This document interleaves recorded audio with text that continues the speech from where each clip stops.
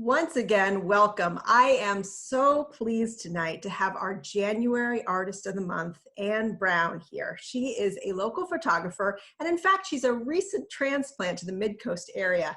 And I originally became familiar with Anne's work because she participated in our Knox County Art Society show that we had a couple months ago. And so I was looking at her website and I was really wowed by the breadth and the beauty of her work. And so I talked to her a little bit and she kindly agreed to do a show for us for January. And I'm saying show, but I mean a virtual art show. Normally we would host these in the Picker Room at the Camden Public Library, but we're not able to do that during this time because of COVID. So you can find Anne Brown's wonderful art show called Uncovered on the library's calendar on our website at librarycamden.org. I also would like to mention that Anne Brown has kindly offered to donate 20% of any sales or photo commissions from her website, where you can find it, and you can find her website at annebrownphoto.com. During the month of January, she'll donate 20% of those sales to the Camden Public Library, and we're so grateful for her support and to all of yours. So enough of my talking. Again, I'm so pleased to welcome Anne Brown. Thank you so much for joining us this evening, Anne. Thanks, Julia. I appreciate this opportunity to share my photography and tell you some stories around them. Oh, I have to, let me share my screen here. There we go, perfect. Yeah, so again, thank you so much for this opportunity to share my work. All the photographs in this exhibit were taken over the past 5 years while I was traveling throughout New England, after I decided to leave my corporate job behind in Boston and tried to find some more meaningful work that based on my values for the, for the second part of my life. So, I love capturing the true essence of a person and their natural environment. And having been isolated for most of the past year, I really miss these random encounters with people I meet, and look forward to a time, hopefully soon, when we'll be able to take off our masks and see happy faces and genuine smiles again. In putting together this exhibit and presentation, I've enjoyed looking back at these memories and unique experiences that I've been fortunate to have. And I hope those who may be tuning in tonight will find a brief reprieve from all the craziness that's going on in the world right now. I moved to Rockland, as you said, 6 months ago, and many people ask me why I chose to move here. And I thought with this presentation, I would attempt to tell that story through my photographs. So these photographs were taken in Wellfleet, Massachusetts, as you might guess, during the 4th of July parade. Wellfleet has always been a place close to my heart. It's been my escape away from the city for the last 30 years in the summertime. I think you can tell a lot about a town by their 4th of July parade. So, and Wellfleet, like the Mid-Coast area, is the population swells in the summertime. And for the most part, the Wellfletians, the year-round residents, and the summer residents get along well. It's a really vibrant community. And I think that's because Wellfleet is a beautiful space. 70% of it is owned by the National Seashore. And I think it's just being surrounded by the beauty of the area. It's pretty hard not to be in a good mood. So Wellfletians are a colorful bunch. These are some photos. There's a lot of artists and shell fishermen and would-be pirates in the area. And there's a lot of surfers as well. Surfing is done year-round in Wellfleet. The photo on the left is taken at the annual longboard classic competition that happens every summer. And the photo on the right was taken last winter. I had the pleasure of actually living in Wellfleet year-round last year before moving to Rockland. And and it was great to experience living in this place where I spent a lot of summers year round. Wellfleet has the bay side, which is where the tidal flats are, and then there's the ocean side with the endless beaches and tall dunes. And so this past year, I did a lot of walking, especially during the pandemic. And one last fall, I was walking in the bay side, and I came across these two little boys. And I love photographing children, and I really wanted to sort of talk to them some more and take some photos, but their parents were out there in the flats, their mom and dad harvesting oysters. So I wasn't sure they would be cool with me approaching them. But they did tell me that after their mom and dad were done, that they were going to go out for pizza and ice cream later. So I thought that was kind of cute. And I marvel at how lucky they are to grow up in a place like this and live this life surrounded by this natural beauty. And people who know me, for my photography, don't really know the portraits that I've done. They're more familiar with this type of landscape work and seascapes. Since I had the pleasure of living in the Cape last winter, I had great pleasure in going out and trying to capture this beauty and this peace I felt in this location and sharing that. And people seem to really resonate with that. So I get a lot of joy in being able to share that with others. This photo was taken at sunset in Provincetown, which is 2 towns up from Wellfleet. And whenever I could, I would try to catch the sunrise and the sunset over the ocean. And no matter, when I did that, even in the middle of winter, there was always someone else there at sunrise or sunset who would be there as well, sort of taking it all in. And I find it's a great way to spend the day, to wake up before sunrise and end the day with watching the beautiful sunsets. Now, this is a photo taken, I think probably 9 or 10 years ago. This is myself and my aunt, who used to vacation in Friendship every year in the summer and fall for a couple months in a little home there. And I had never been to the mid-coast before. I was familiar with Maine, mostly the ski mountains. And when I was younger, my family would vacation in the lakes, Sebago Lake particularly. And so I became immediately smitten with the area, and it sort of started to rival my affections away from Wellfleet. So I started to visit a lot more after this visit. And this is Archie Wallace's store, grocery store. Many in Friendship would recognize this. And coincidentally, my aunt's last name is Wallace. My mom was a Wallace. So, and my aunt told me that for a couple summers, she used to be a greeter at the Olson house, which was very close to her home. And we weren't able to visit on that first visit with her. So on one of my next visits up, I was driving back to Boston, and I decided to take the time to head to find the Olson house. And the sun was setting, so I thought I could get some great photos. And for those who don't know, the Olson house is owned by the Farnsworth Museum, and this is where Andrew Wyatt spent 30 years painting a lot of his paintings here at the home, upstairs in one of the rooms.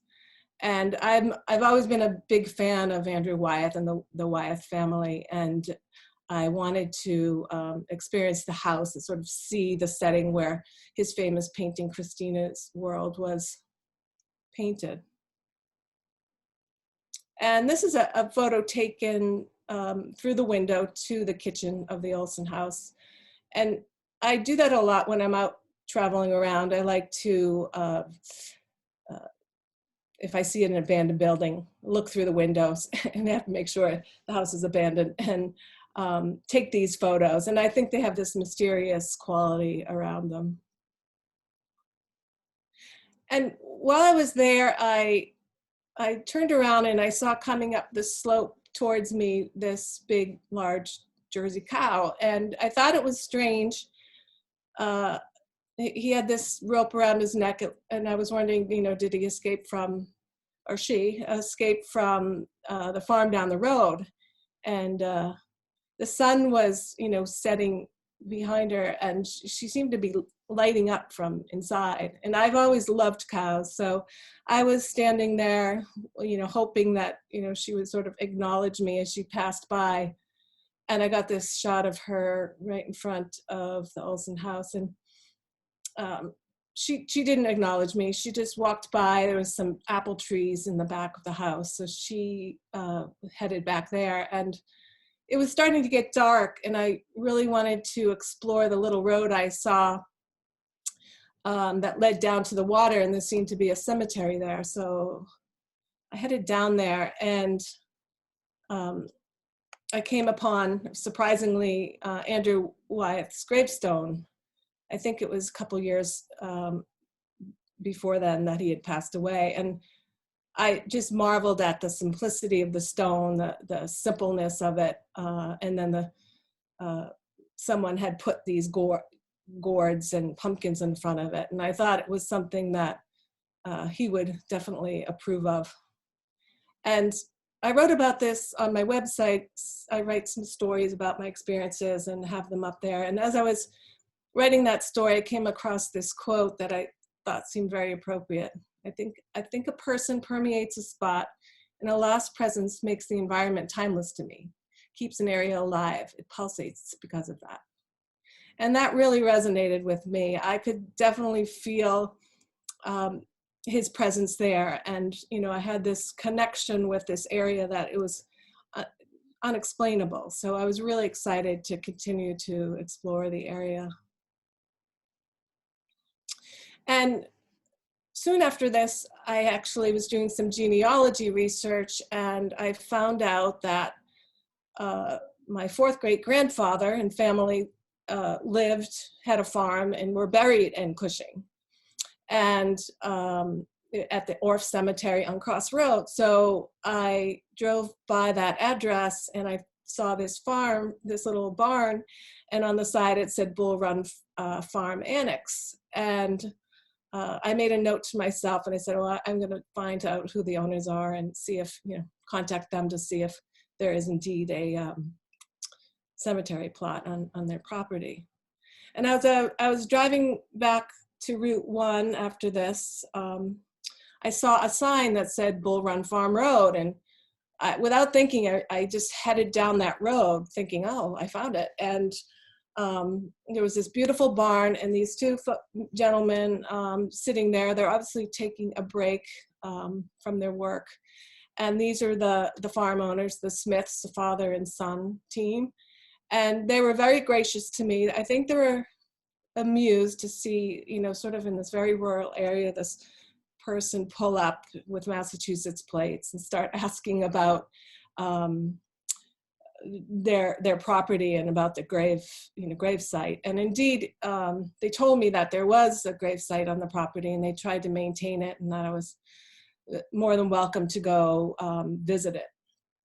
And before I did, I was admiring their barn and told them that I had been working at a community farm back in Boston. And so they graciously showed me around.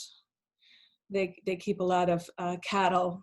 They have beautiful property for their cattle to roam. And then I headed back to the annex property, and they told me that the gravesite was located at the very tail end of the large pumpkin patch that they have there. You can kind of see there's a little clearing up by the trees in the upper right. And sure enough, I found Peter Wallace, died December 1895, and his wife, Sarah Jane Burton. Unfortunately, her stone was a little bit toppled over. She had died 10 years before him. And I learned that after they passed away, the farm went to the Orff family. This is called the Orff Cemetery. And I saw some Orffs there as well. But it was really moving to be there. And I just stood there for a while and was trying to imagine their life there. And they had 8 children, and one being my descendant and ancestor. And a lot of them, I had found out through my research, had sort of migrated to the Boston area, you know, sort of as the industrial boom was happening. But it really meant a lot to me to learn this history. I know my mother knew nothing about it, or my aunt for that matter. So once again, this kind of explained maybe why I had this connection to the area.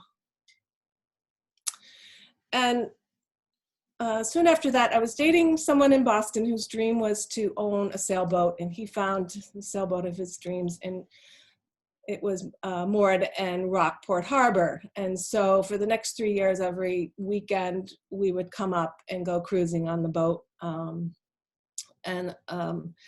I grew up in a sailing family, and so it was so amazing to have the opportunity to sail around the Penobscot Bay and explore the different islands and inlets. And of course, being there, Rockport Harbor is a very special place, and I was able, when I saw the sky turning, could grab my camera and take photos like this. And we also enjoyed when out in the bay, sort of when we saw pretty looking boats, would sort of try to get close to them, and I would have my camera and was able to get great shots like this. This, as you can see, is the Merrily from the New York Yacht Club. And this was taken at the schooner race from Islesboro to Rockport. And it was sort of a gray, foggy day, but we had decided to go out at the last minute, and it was such fun. I think for both of us, he was kind of chasing the boats and trying to get as close as he could, and I was taking photos, and it was exhilarating. And this photo was taken at in the morning, a foggy morning, and I was at the docks in Rockport. And this is the schooner Mercantile, I believe. And someone was towing it out of the harbor. And I posted this up on Instagram. And soon after that, someone sent me a message on Instagram with this inset photo here. And it's obviously the woman who was in this boat towing the ship out. And I just always thought that was so cool. And it's great to be able to kind of share that story here. And for the month of August, 3 years ago, I actually lived on the sailboat for the whole month. I rented out my apartment in Cambridge, and I was taking some classes at Maine Media, and that was probably the happiest month of my life. I loved like falling asleep on the boat with the waves rocking me to sleep, and then waking up in the morning with the sunrise and having my coffee and watching the osprey feeding and the seals popping their heads up, and then I would motor in to go to class, and I would often see scenes like this one, just happy people heading out to their boats. And so the first class I took that month was called Portrait Magic with photographer Matt Cosby. That's him on the left. And Matt's a great guy, very successful photographer. He had recently completed Maine Media's photography certificate program, and they had talked him into teaching this class. And these were my classmates here on the right, and it was really a magical week, and we had lots of fun and laughs and adventures. One of those was, I think on the second day, we headed out to North Haven Island on the ferry to photograph artist Eric Hopkins, who Matt had become friendly with. And while we were in the ferry, this little girl was sitting in front of me. And of course, you know, we were just learning how to get comfortable photographing people. And so I took this shot of her, and I just love her expression. I love the light coming in. It's always the best light on those sort of overcast days, the diffuse light. And I love her expression. I love photographing children, as I said. And she just looks so wise to me, like a wise little soul. And when we were coming on the ferry, that one of the ferry workers had suggested to our group that we go to Brown's Boatyard, which was located just off the ferry. He was a photographer and said that we could get a lot of good shots there. So Matt went in and found the owners and asked if we could come in, and they let us in. And this is Foy Brown. He's pretty well known on the island. He's a fourth owner of Brown's Boatyard. And he was very gracious. He didn't say much. He just kind of sat there and as we took his photo. But I just love his face. And I felt very at home at the boatyard. As I said, I grew up around them. And so, you know, the smell of the wood shavings and the varnish and the salt, felt very familiar to me. And as some of the other people in our group headed off to photograph in town, I hung around the boatyard, and I was able to meet some of the grandchildren of the owners. And the little boys in the right, they were having a blast in their little dinghy. And at one point they came up to the dock, and I was chatting with them, and one of them said that he was a photographer himself, and he was telling me all about his camera. And once again, it's like, what a great place for these kids to grow up.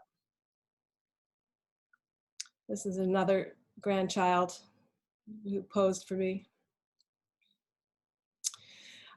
So we eventually headed up to Eric Hopkins' cabin up on the island. This is I believe an old house that his family built. His family goes way back. And for those who don't know, Eric is a very well-known painter in the area who does these sort of abstract seascapes.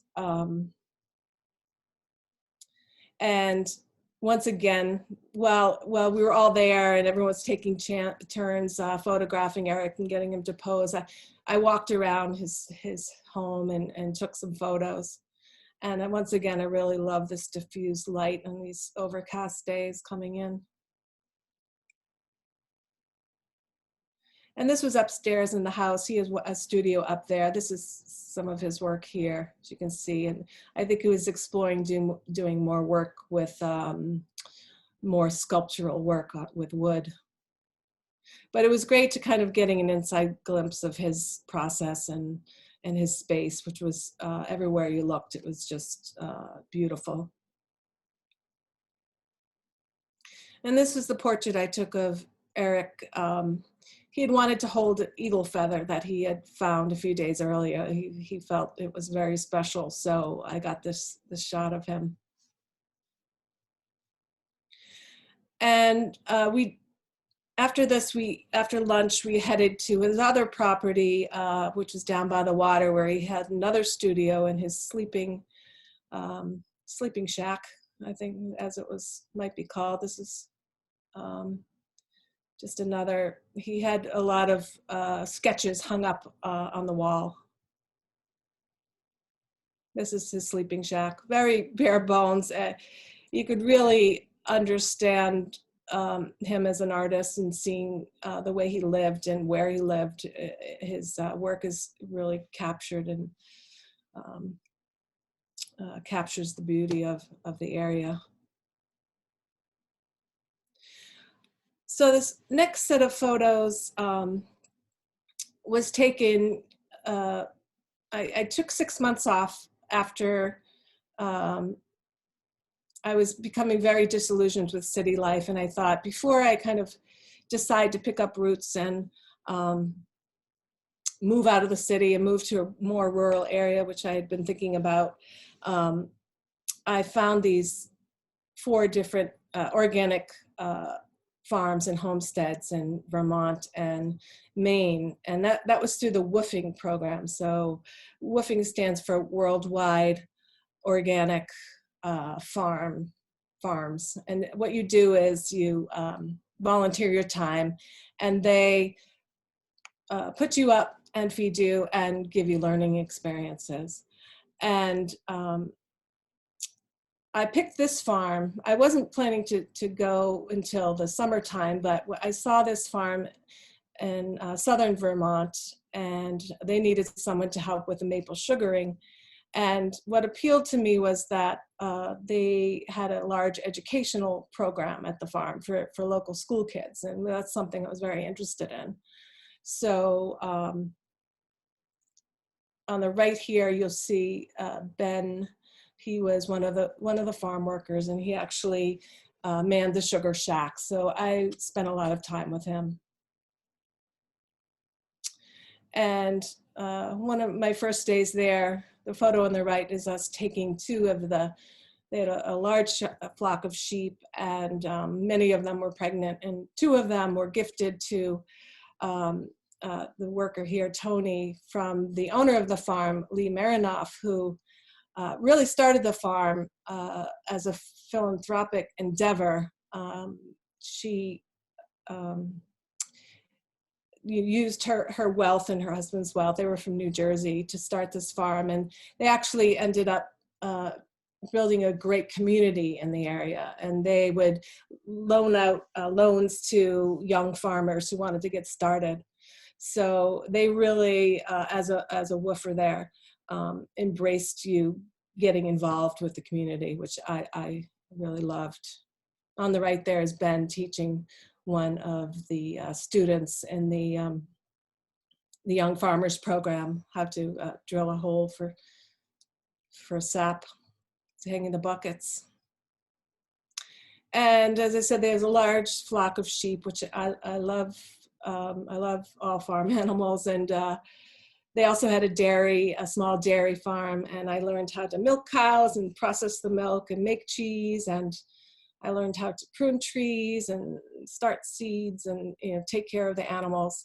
And the sheep were very curious, and they sort of fled when you came and fed them, but every once in a while I'd take a break and I'd go kind of sit in the barn, and they would stare at me like you see here. And eventually one of them would come up and sniff me and get brave. So I think I was there for 4 weeks, and the weather wasn't really conducive to the sap flowing, but the last week I was there, it warmed up, and so we had collected 200 gallons of sap, 3 of us, hard work. And so this is inside the sugar shack. These are Ben's 3 kids, and they spend a lot of time at the farm. They're homeschooled, and I just love the light coming in and hitting them. And the little one in the middle there, I think he was hyped up. He had been eating so much of the maple syrup. So after that, my next place I visited was in the Northeast Kingdom in northern Vermont, up by the Canadian border, and it's a very rural area. I had not spent much time there, but it was a large homestead owned by the woman on the right, Penelope, and she was a back to the lander back in the 70s. She was a dancer in New York City, and she came and sort of joined a commune, built her own house, and she was still there. And I got to meet a lot of her friends who came at that time up to Vermont. And on the right is her ex-husband, who was staying with her at the time, Sachka. He was an artist originally from Japan, and then He was in New York City as well, and he was actually for 3 decades he was Robert Reichenberg's personal assistant, and he shared lots of stories with me about that time. And he's holding a large chunk of chaga, which is a mushroom from a birch tree, very medicinal, and there would always be a large pot of tea brewing on the stove. He taught me how to put half chaga tea with the coffee in the mornings. I do that now sometimes.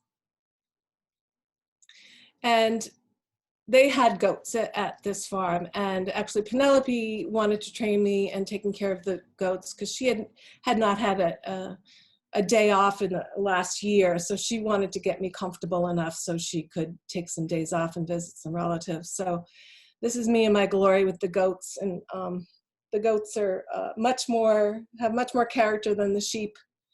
They were also pregnant and going through kidding season there, so I was able to be present and watching these little ones be born. And she keeps them with their mom for a long time, and eventually sells them and keeps some of them. This is another one of her friends. He was an artist in New York City too, who came in the 70s and never left. And we went to another friend's farm they had these Scottish Highland cattle, and we were getting manure. We filled an entire truck with probably 12 big buckets full of manure for the garden. And I was there for 2 weeks by myself pretty much, but towards the end of my stay, there were 8 woofers there as well. And we would after we did our chores in the morning, we would get lessons. So we had to have our chores done and our breakfast eaten by 8 o'clock. And then we had from 8 to 9 our lessons, and they could be about she was also biodynamic farmer, so she taught us about that and other things, and she read to us from various books.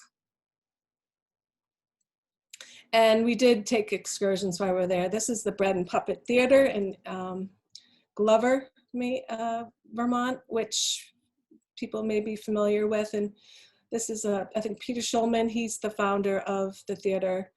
And if you ever have the chance, I strongly recommend heading there. It's a surreal experience. They have this whole museum of these puppets that he and other people make, and their plays that they put on are very anti-establishment. It's very live and let live type of environment up there, and it's a crazy place. And he makes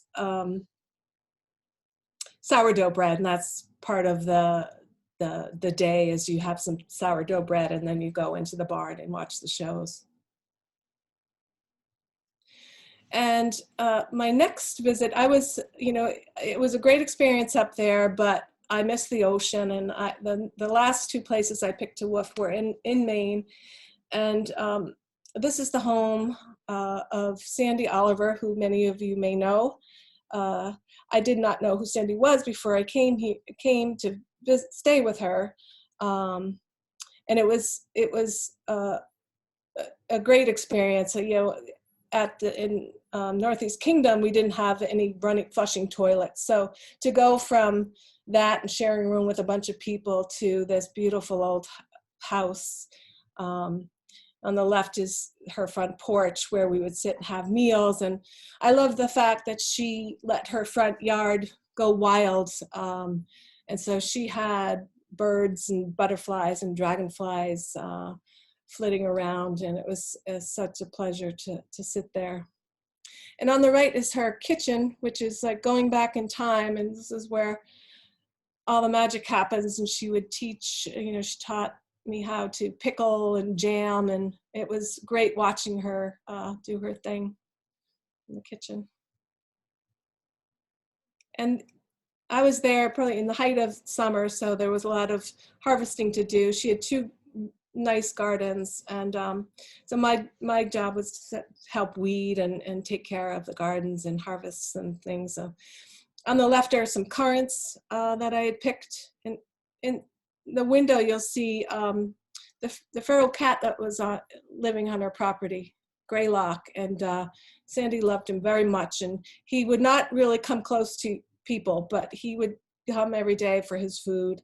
And lived out back with the chickens. And on the right are some yellow strawberries, which I had never heard of, and those are abundant, and they taste delicious.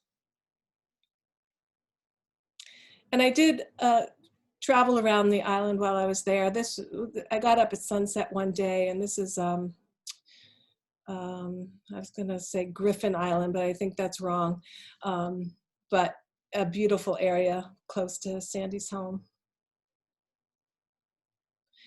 And this was taken also at the island. It's a full moon. I tried to go out as much as I can when there's a full moon and try to capture it. And I went down some dead end street and found this scene. And I think we're looking out towards like Castine or Harborside here. So here are two photos of Sandy. And the one on the left is taken, she had asked for me to take some headshots of her. And I love this one. We had a picnic at sunset at one of the nearby parks. But the one on the right is probably Sandy in her element in the garden, happy, having her cereal and playing with the cats. And she was such a nice woman and gracious host. And I look forward to visiting with her a lot more now that I'm here. My final woofing experience was in Warren, Maine at Hatchet Cove Farm.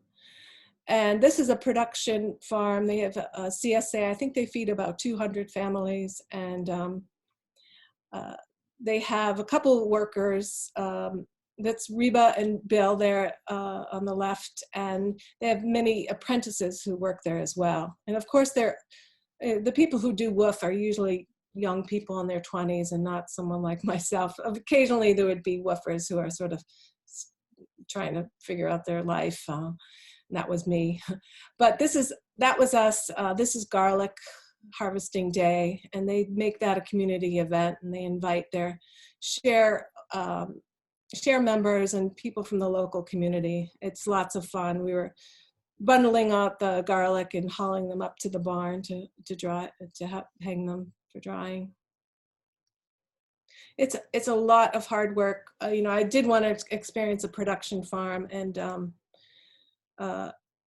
they treated me as an apprentice more than a woofer, which so I got to experience the full-on hard work that it takes to actually run a production farm. And this is Reba on the right here. This is late in the day as we're harvesting ground cherries. And I think that was Reba's favorite harvest, because you can sit on the ground, they fall to the ground, and they're the most amazing things. They have these little husks on them, and you can kind of pop one in your mouth every once in a while. So this is my last slide. This represents me here in Rockland. After my woofing experiences, one thing I learned for sure was that I did not want to return to the city. So I continued to rent out my apartment and lived in Wellfleet as I try to figure out my next move. And so I once COVID hit, my renters couldn't move in. So I decided, well, this is my chance to finally make the big move, sell my place in Cambridge, and I bought my place here in Rockland. And people think it's strange that I moved here during a pandemic, but I'm very happy with my move. I'm settling into my home, and I've already met some great people, and I really look forward to the time when things settle down and I can meet more people. People can be outside unmasked, and we can really enjoy getting back to doing the hard work that needs to happen. So thank you all for listening in. I hope this was interesting. And thank you, Julia, for allowing me to share these stories. Thank you so much. That was just such a wonderful experience to watch, and I appreciate you putting that slideshow together so much. We do have a number of comments that came in and a couple questions. I wanted to start with Teresa's question because I was thinking the same thing. You really do seem to have this ability to connect with people, and I think that trust comes through in your photographs of them. Teresa asked, do you have any, quote, tricks to putting folks at ease when you photograph them? Well, that was something I learned from Matt Cosby in that class. I mean, he is a super nice guy, and just observing him and the way he approached people. He had said to our group after he met us, he said, "I think you'll all do well because you're all nice people, and that's part of it when you're photographing people. You have to have that connection." But his suggestion was, you don't just go up and say, "Can I take your picture?" or you just kind of get a conversation going, get them comfortable, and then ask them to take a photo. And it's still not easy, but sometimes it all clicks, and people are usually gracious to allow their photo. But I do find that if you do ask them and they allow you to take your photo, and it's usually that first shot that's the best. You get the most genuine response. After that, they get a little nervous, and that's when you sort of know that it's time to step away. But yeah. Well, that must be so difficult again during the pandemic to just not even be able to have those interactions with people. It's right, exactly. Oh, goodness. Well, hopefully, like you said, we'll be able to take our masks off soon. I think we're all hoping for that. We had a lot of lovely comments come in from folks who are commenting on your use of light and your understanding of light, and that your photos don't look very manipulated with all the digital tools available to photographers now. And I think Paul says reality is great all by itself, and I think that your photos certainly suggest that. I'd also like you to talk a little bit about what struck me is that you have this photojournalistic style. The way you're putting these photographs together, they certainly were conducive to telling stories. And can you talk a little bit more about that and why you seem to be drawn towards that style?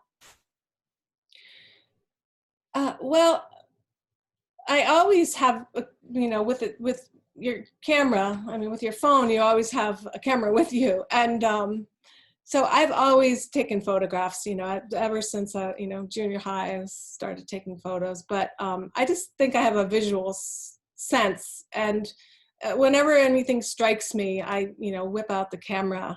Sometimes it is just the iPhone, and sometimes it's my real camera. But I just like to capture the moment, and I do enjoy looking back at them afterwards, and it helps to remember those special moments. Do you ever do anything in a studio setting at all, or are you boots on the ground?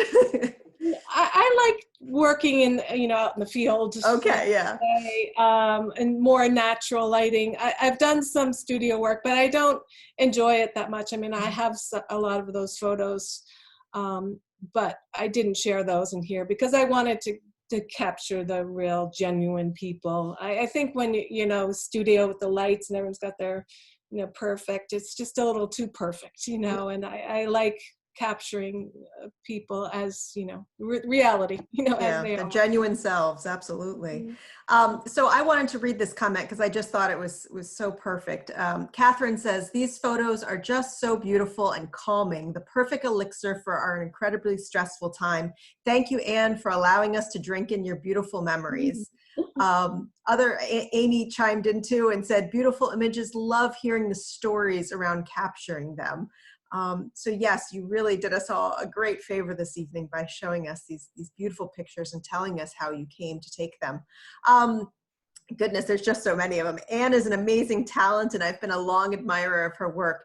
And I do encourage all of you to visit her website, which again is annebrownphoto.com. I got that right? And okay, so that you can see the whole variety of work that she does. And again, she does, you know, I know several people signed on late. Anne is our January Artist of the Month. And on the Camden Public Library's website, we have a beautiful show of her art, of her photography called Unmasked. So you can see a lot more of those smiles we just saw in this program. We have one question from Dave Oakes. He says, thank you, Anne. Now having a little distance from your woofing time, what have you had that what has remained with you, and is it a part of who you are today?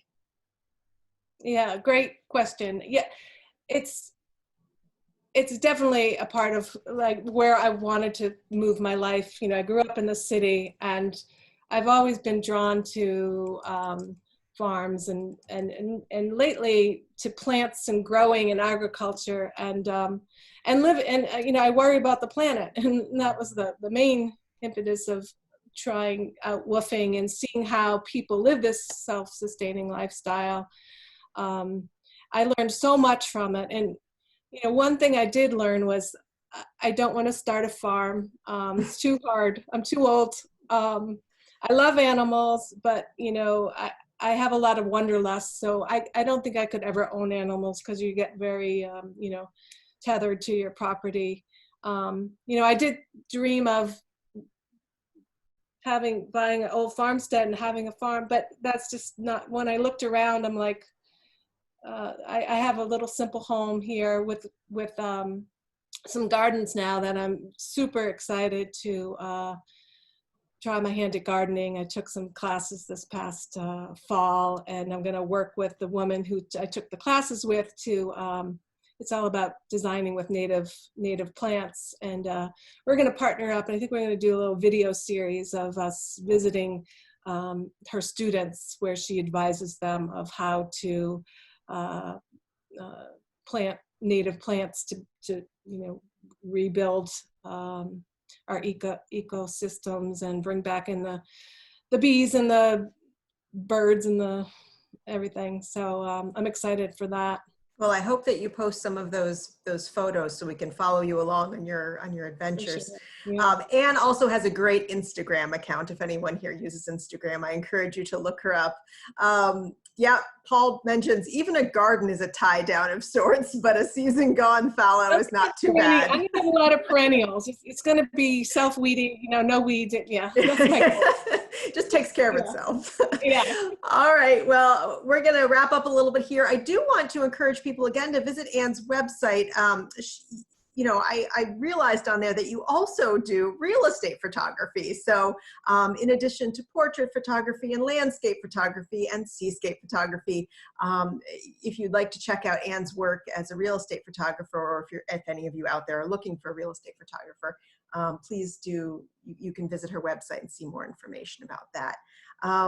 Once again, Anne, this has been so pleasant and such a lovely experience. And thank you for your generosity with participating with the Camden Public Library and for your time putting together this beautiful show. Thank you all for joining us this evening. And I encourage you, check our calendar at library.com, librarycamden.org, and join us again for more Camden Public Library programs. Have a wonderful evening, everyone. Good night. Thank you.